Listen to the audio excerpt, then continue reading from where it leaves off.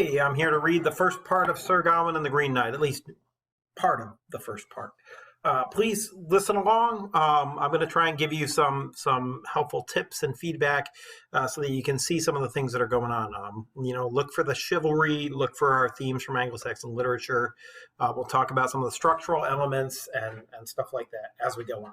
So let me just start reading, and we'll talk about it. Once the siege and assault had done for Troy, and the city was smashed, burned to ashes, the traitor whose tricks had taken Troy for the Greeks, Aeneas the noble, was exiled for Achilles' death, for concealing his killer, and he and his tribe made themselves lords of the western islands, rulers of provinces and rich. High-handed Romulus made Rome out of nothing, built it high and blessed it with his name, the name we know, and Tyrrus, father of Tuscan, founded towns, and the Lombards planted a land, and Brutus split the sea, sailed from France to England, and opened cities on slopes and hills, where war and marvels take turns with peace, where sometimes lightning trouble has struck, and sometimes soft ease. Well, we're still going. It's like one sentence, and it just keeps going. But there's a lot going on here that we need to unpack and understand. First off, what the author is doing here is starting us off with an allusion. He talks about Troy. Troy is a city that was the center of the Iliad and the Odyssey. So what he's doing here is he's trying, and I don't think he's doing it successfully, but he's trying to connect himself to Homer and to the Homeric tradition here at the beginning of the story and say, hey, this story that I'm writing is part of the tradition that goes back to ancient Greece and connects to that. But that's something that tells you that this is medieval and not Anglo-Saxon. The Anglo-Saxons didn't care about ancient Greece. And so, here's some people who are trying to connect themselves to Greek cultures because they see themselves as descended from Southern European culture as much as from Northern culture. And I think that's worth noting. So let's go through. Once the siege and assault had done for Troy, if you read the Iliad, essentially the Greeks take Troy with the Trojan horse, and that's what we're referencing here. And the city was smashed, burned to ashes. The traitor whose tricks had taken Troy for the Greeks, that's Odysseus. But we also have Aeneas the Noble, a different name. There's a second story that if you were familiar with these stories, you'd know. It's called the Aeneid. It's written by a Roman guy named Virgil, and it tells a story about how this Trojan guy named Aeneas escapes from Troy and gets on a boat and sails and founds the city of Rome. So I think that's, he's connecting England with Rome somehow. And in fact, as you read this, you start to see the connection. I don't need to read the whole thing and go over it. But essentially what he's saying is, there was this guy named Aeneas from Troy, and he went and he founded the city called Rome. And there was a guy called Brutus from Rome, and he sailed away and he founded a city called London and founded England. So Britain is, related to Troy, and there's a direct line of descent or whatever. It doesn't matter. None of this is important to the story, but it sort of bookends the story with this connection, this tenuous connection to Troy. Hopefully you're seeing the alliterative verse here. I mean, this is written in the same style as Beowulf. It doesn't have the caesuras throughout. That tradition of Anglo-Saxon poetry has sort of disappeared, but listen to this. And the city was smashed, burned to ashes. The traitor whose tricks had taken Troy. You can hear the alliteration going throughout. So we start out with alliteration and an allusion to Greek mythology or Greek stories. So we're going to pick up on line 20. And noble Brutus's Britain grew rich in battle-bold knights who loved to fight. I'm going to move this thing out of the way so I don't have to deal with it throughout the entire thing. Although it's probably going to be in the way no matter where I put it. Whatever. And noble Brutus's Britain grew rich in battle-bold knights who loved to fight and fought and often brought pain to their people. Far more than in any land in the world, wonderful things have been worked in England. But of all her kings, Arthur was always the most glorious, as the tales tell. And knowing a strange adventure told of Arthur and his knights, as surpassingly strange a tale as even Britain has spawned. I'll tell it here and now, as I've heard it told. If you'd like to listen to this poem I'll read, spun out of ancient stories, set down by honest men with bold words and faithful pens. All right, so he says, "Hey, I've got this great story of King Arthur. I'm going to tell it to you." This is an invasive narrator. It's a narrator that refers to himself as I. So he's a voice, but he's also sort of a person or a secondary, presence in the story. So the narrator is going to talk to you. And he straight up says, a little bit of context for you. It's an Arthur story. Also, here's our first quatrain that we can really see the rhymes in. Men and pens rhyme. So you've got an A, B, C, B quatrain there. But the quatrains are going to keep coming, and you see them throughout here. They should be relatively easy to spot. They're called bob and wheels. The bob is generally something here that starts the rhyme, like here, castle, and then this is the wheel. Vassal, you can see how that rhymes with castle, and that's sort of how it works. Queen and seemed and scene are going to rhyme. So like that's how the bob and wheel structure works throughout. But yeah, we also have a mention of pen. So this is a writing story rather than a telling story. So a little bit of background too to help you out. This King Arthur story depends on your knowledge of one of King Arthur's most famous habits. King Arthur made this vow when he was young that he would never sit down to eat a feast with his people unless one of like two things happened. Number one, well, one of three things. Number one, two of his knights fought a combat to the death in front of him. So in order for him to eat, he would have to see like a bloody battle. That's option one. Option two, one of his knights told a true story of a quest or a challenge that he had been on that Arthur hadn't heard before. So he would have to hear a new story of the bravery of his knights and the things that they were doing in his realm before he could sit down and eat. And then the third thing is that one of his knights would have to set out on a quest. So he could name a quest and go off riding on a quest before Arthur would sit down and eat. So he would always wait for one of these three things. This story is going to start out with a feast. You heard of the 12 Days of Christmas? How like it's a holiday story. That's kind of fun. We're going to see that in the next line at Christmas.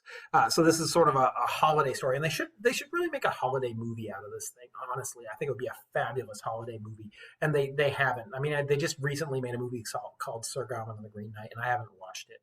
It looked pretty terrible, and it got awful reviews. So I haven't watched it to know how accurate it is. But whatever, King Arthur is pretty badass. And so as opposed to other kings who have 12 days of Christmas, he has 15 days of Christmas. And those 15 days of Christmas go all the way to New Year's. So it's basically from Christmas until New Year's. And the last day of it is New Year's. And this story is going to take place on New Year's Day or New Year's Eve as it's turning to New Year's Day. And, for 15 days, King Arthur's knights have told him all these stories of the things that they've done and accomplished. And so they've always been able to sit down and eat a meal with Arthur hearing something new. But on this last day, they've used up all the stories. And so King Arthur can't sit down to eat until one of the other two things happens. There's a fight to the death, or one of his knights takes up a quest. It's got to be one or the other, and nobody has done those things. And so King Arthur can't eat. And because his knights are honor bound to do honor to King Arthur, they can't eat either. Theoretically, ladies are fine. They can eat whenever they want to. I imagine his cooks must hate him for this. It's this feast, and they've got all this stuff prepared, and he won't eat it until somebody, does this. And therefore, until the king eats, nobody else can eat, aside from, the ladies because of courtesy. But anyway, but also they can drink. There's no, you can't drink. So these people are probably pretty drunk.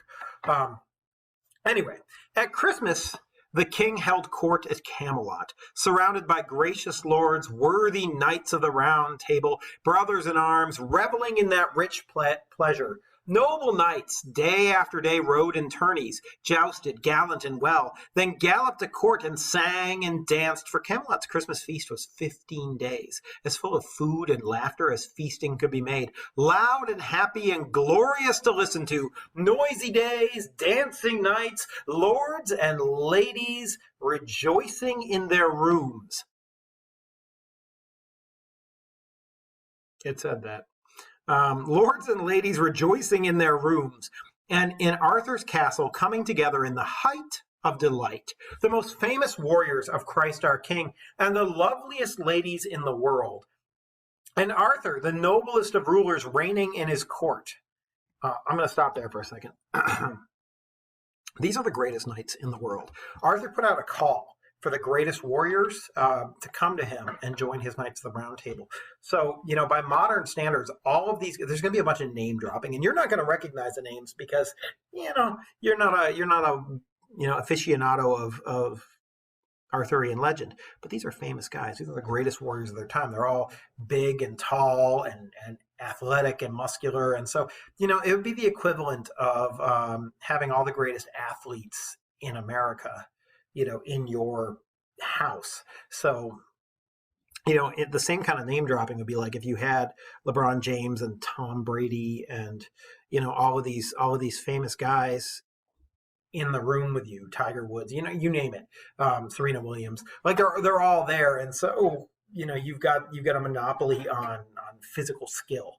And then the ladies are the most attractive ladies in the world. So these would be the most beautiful women that could be found because they come to where, King Arthur is and where all of the riches are. Anyway, the loveliest ladies in the world, and Arthur, the noblest of rulers, reigning in his court. It was springtime in Camelot in the Christmas snow in that castle. That's a metaphor. It's not springtime, it's winter. But of course, this connects our first, part with the idea of springtime, with the idea of, the life cycle. We talked about the allegory that's going on. And it looks like springtime in the hall because they've decked the halls with boughs of holly. That was an old tradition that dated back to Yule, a pre-Christian holiday. When they bring all the greenery in to make it seem very spring and have a festival air. And of course, springtime is associated with the birds and the bees and goes back to that lords and ladies rejoicing in their rooms bit that we had earlier.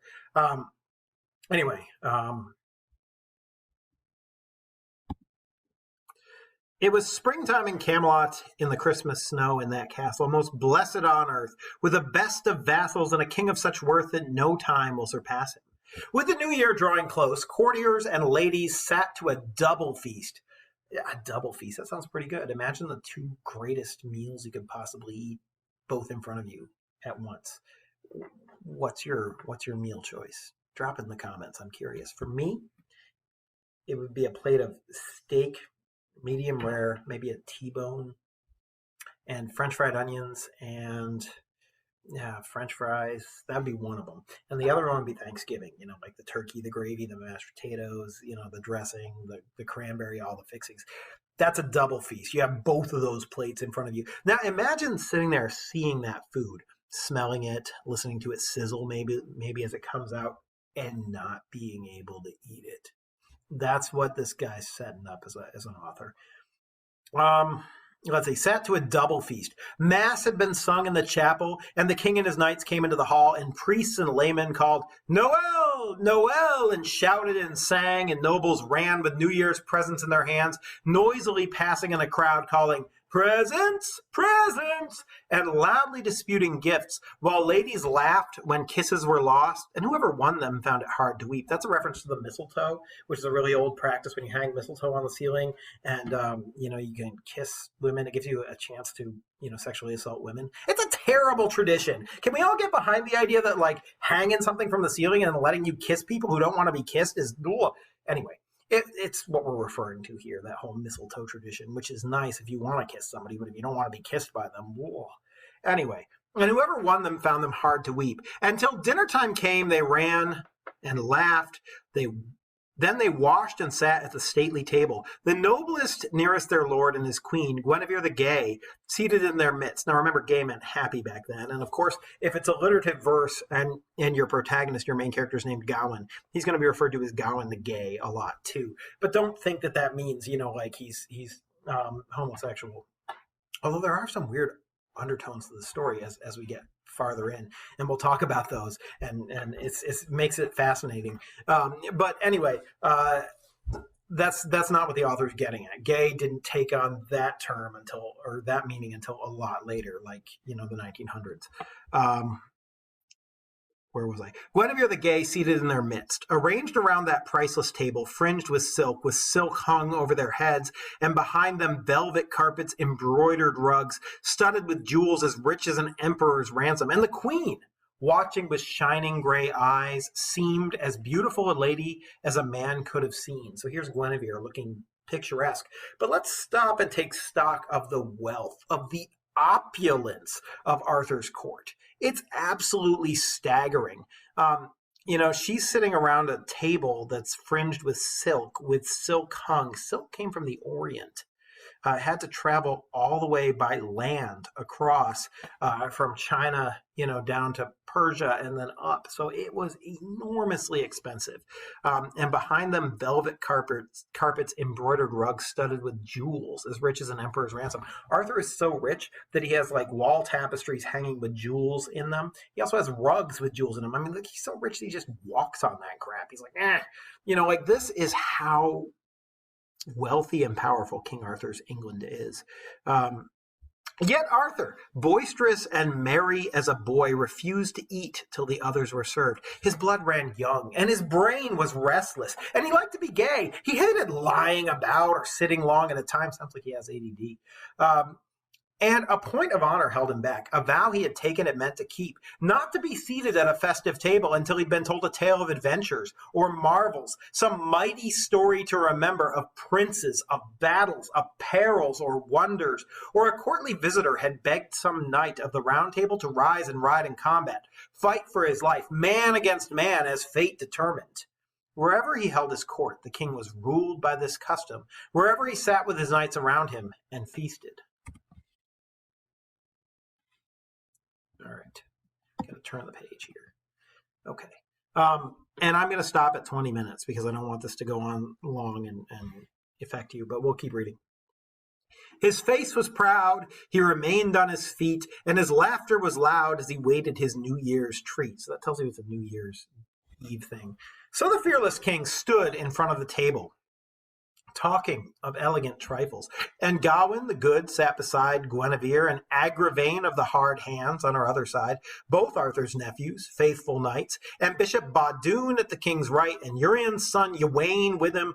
The central table sat high in luxury. We're name dropping, and the names don't mean anything to you, but imagine it's LeBron James and Shaquille O'Neal and Tom Brady and Ray Lewis and, all these names, Michael Jordan, all the names you can think of, Floyd Mayweather, the greatest, the pinnacles of their abilities. That's who these people are. The central table sat high in luxury, and around them lesser knights in rows. With a flaring crack of trumpets, the feast began. Trumpets all hung with bright banners, and drums beat, and glorious bagpipes rumbled and shrilled their quick-step tunes.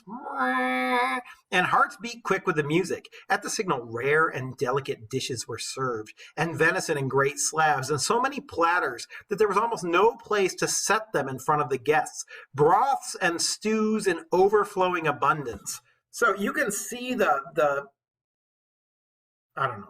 joyous amount of food that's being put in front of them. This next quatrain is a bit of a translation. It says, all ate as they pleased. Now, the women were able to eat as they pleased, but the men were not able to eat because they wouldn't eat before their lord ate. All ate as they pleased, and as much as they wanted, 12 dishes apiece, and beer and wine flowed free.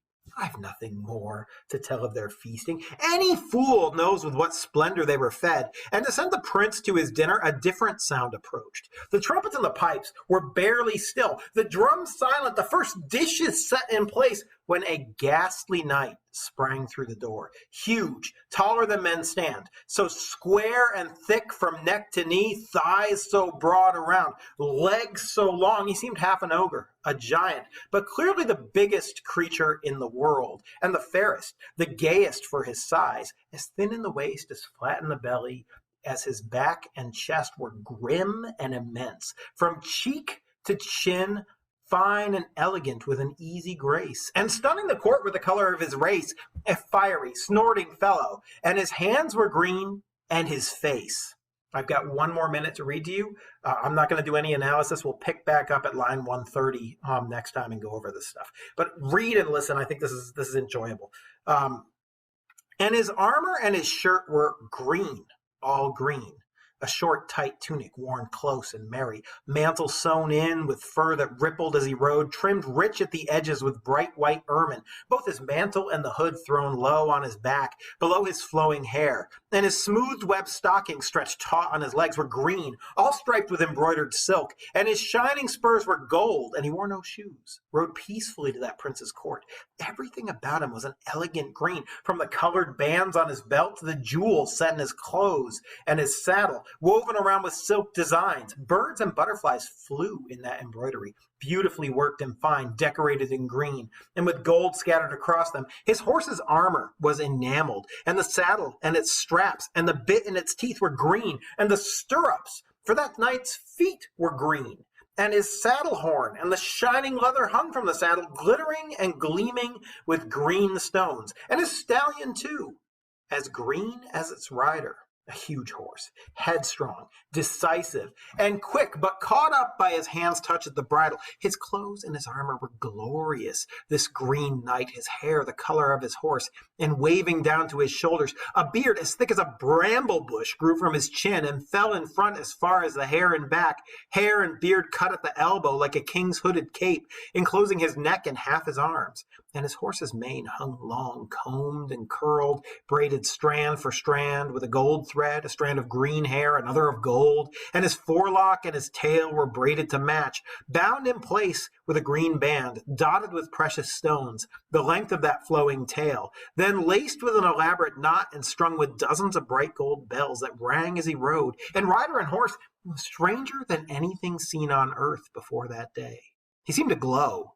Like lightning, they say, who were there. Who could know the force of his blows? And yet he wore no helmet, no mail shirt, no neck armor, nothing against steel or arrow, nor carried a shield, nor swung a spear, had only a branch of holly in one hand, holly that grows greenest when the woods are bare, and an axe in the other, monstrous, huge, a vicious weapon 4 feet wide, hammered of green steel and of gold, with a polished blade, a bright cutting edge, and long and stropped like a razor, ready to shear, and his hand held it by a thick staff, strong and straight, and it wound round with iron at the end. It was carved with lovely green symbols and designs, and hung by a strap run through the head, and down the handle looped around and tied with delicate tassels and embroidered buttons, green and rich. This knight stalked into the door and through the hall to Arthur's high table, afraid of no one, greeting no one, ignoring them all.